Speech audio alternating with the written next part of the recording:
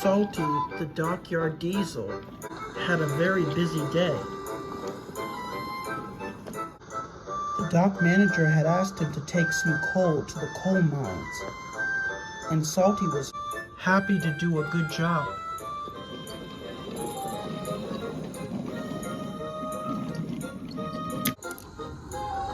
He was just passing the beach when all of a sudden, his wheels hit a loose rail, and he tumbled into the beach. "Oh, shiver me axles," he cried. "I'm beached." Luckily, the coal cars were still in place, but Salty was deeply beached in the sand. Salty's driver inspected the damage. "Nothing to it, old boy," he exclaimed. "A bit of sand be clogging your engine there." "Never worry me, RT," comforted Salty. "Go phone for help. A bit of sand will do nothing to harm me." His driver obliged and walked up to the nearest signal box. The minutes had passed, and Salty began to grow bored, so he began to sing some shanties to himself. At last, a voice spoke up. "Please cut it off with all this singing. You'll hurt my ears." Salty looked all around, and there, sitting next to him, was an old, rusted barge. The barge grimaced at the sight of Salty. "Become beached too?" he asked. "Aye," replied Salty. "A bit of an accident here. Some rails been damaged and I came off them." "Never mind. A bit damaged here and there, and sand clogged on my fuel line. Course my driver went for help." The barge looked down in his hull. "If only someone were to help me." "What on earth do you mean?" asked Salty curiously. "You work at Brendam Docks, do you?" asked the barge. "Aye," said Salty. The barge sighed. "Well, my name's Bulstrode. A long time ago, back when I was afloat, I used to work at Brendam Docks. Of course, I was grumpy back then and gave the trucks a hard time. Of course, this came back to bite me in the hook when a certain green caterpillar came and shoved the trucks real hard. It cost us an accident."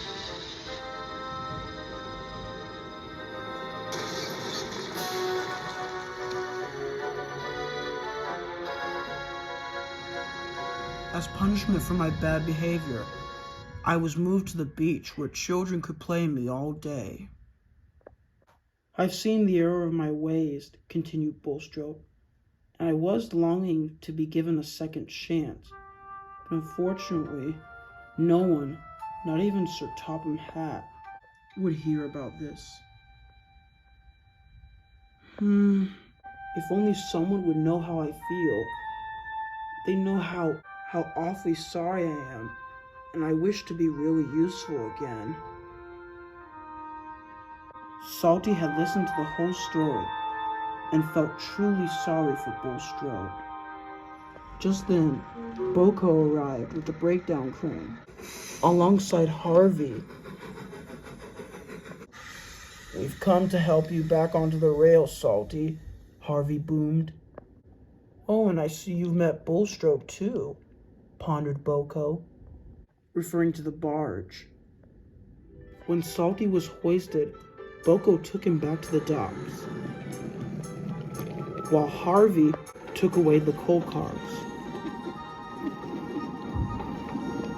Bill and Ben were at the docks, talking to Cranky, who grumbled the entire day. He was certainly glad by the time Salty arrived.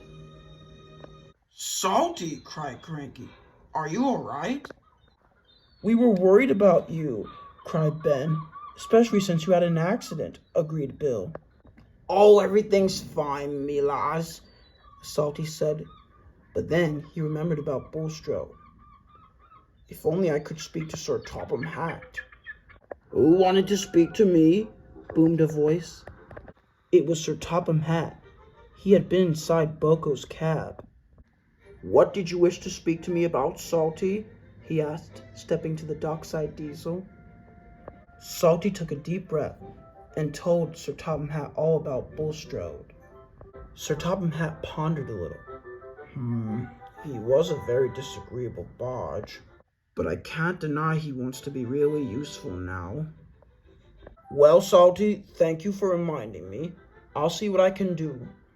And he walked away. The next day, Salty was repaired and put to work again. He was just shunting when he stopped. His eyes widened when he saw, there, to his surprise, was Bulstrode, and he looked very happy. "Thank you, Salty," Bulstrode cried happily. "Now I'm going to be carrying vacationers all around the island. How does that sound?" "That's incredible, matey," exclaimed Salty. "I'm glad to see Sir Topham Hatt has some use for you now." Bulstrode smiled, knowing he had a good friend in Salty. I hate to see and everything you do.